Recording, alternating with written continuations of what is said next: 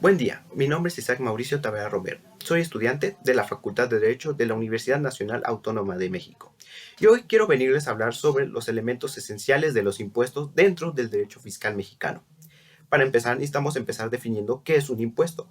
Y lo podemos empezar a conceptualizar como aquel medio impositivo que el Estado crea a través de leyes específicas, como es el impuesto sobre la renta, el impuesto al valor agregado o el impuesto de especial de productos y servicios, etcétera, que deberán pagar las personas físicas y morales que se encuentren en una situación jurídica o de hecho prevista por la ley que regule dicho impuesto.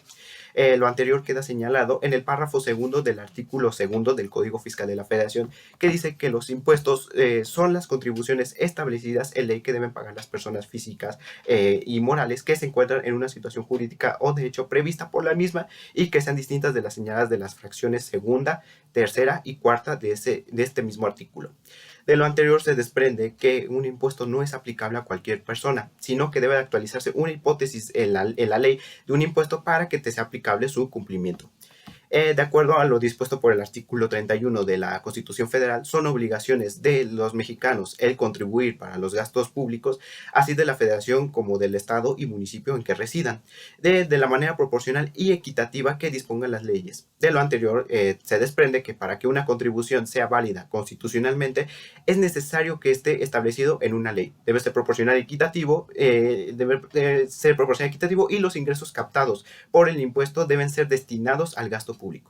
Ahora sí podemos empezar a definir cuáles son los elementos esenciales de las contribuciones.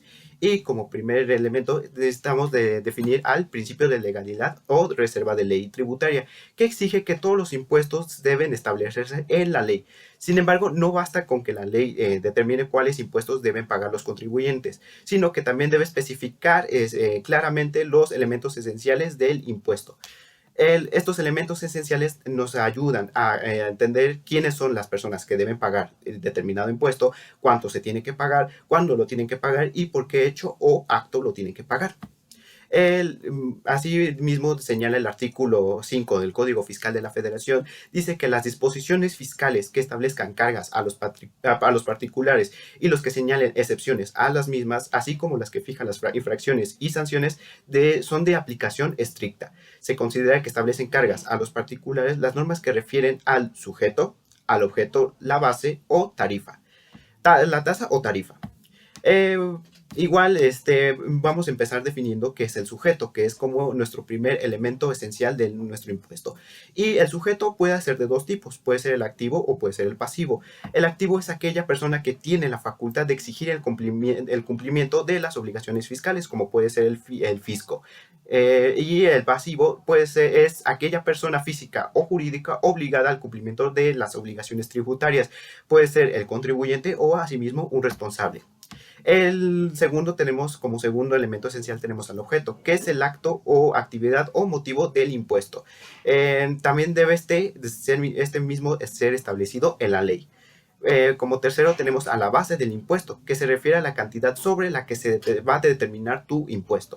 Esto depende también del impuesto del que se trate, igualmente del régimen en el que esté inscrito la persona física o moral, o también depende del tipo de persona física o moral.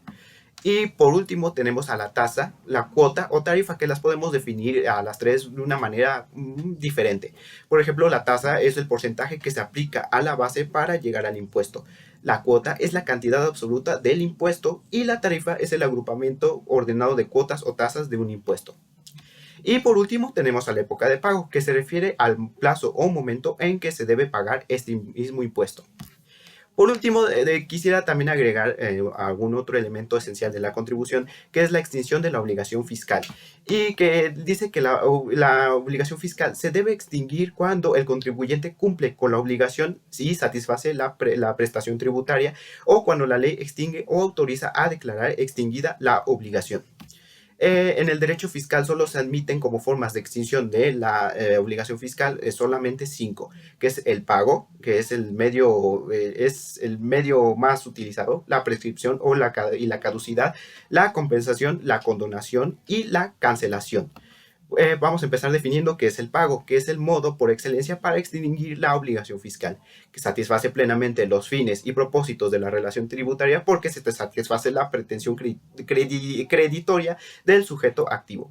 Y es el cumplimiento también del sujeto pasivo de su obligación, satisfaciendo a favor del sujeto activo la prestación tributaria. Luego tenemos a la prescripción y la caducidad. No son lo mismo. La prescripción es la extinción del derecho de crédito por el transcurso de un tiempo determinado.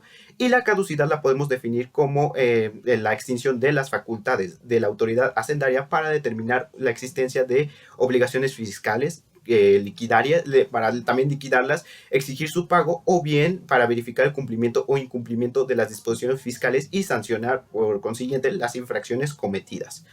Luego tenemos a la compensación, que es la forma extintiva de la obligación fiscal que tiene lugar cuando el fisco y contribuyentes son acreedores recíprocos, a situación que puede provenir de la aplicación de una misma ley fiscal o de dos diferentes. Esta puede proceder a solicitud o de oficio según el artículo 23 del Código Fiscal de la Federación. Luego tenemos a la condonación, que consiste en la facultad que la ley concede a la autoridad hacendaria para declarar extinguido un crédito fiscal y en su caso las obligaciones fiscales formadas con él relacionadas. Y este puede ser total o parcial. Y por último tenemos a la cancelación, que consiste en el castigo de un crédito por insolvencia del deudor o por incosteabilidad en el cobro. Es decir, que consiste en dar de baja una cuenta por ser incobrable o incosteable para su cobro. En este podemos decir que realmente no hay una forma de que se extinga la obligación, pues la autoridad al fin y al cabo únicamente se abstiene de cobrarlo. Y solamente hay dos formas de que se extinga la obligación, que solamente es el pago o la prescripción. Eso sería todo. Muchas gracias.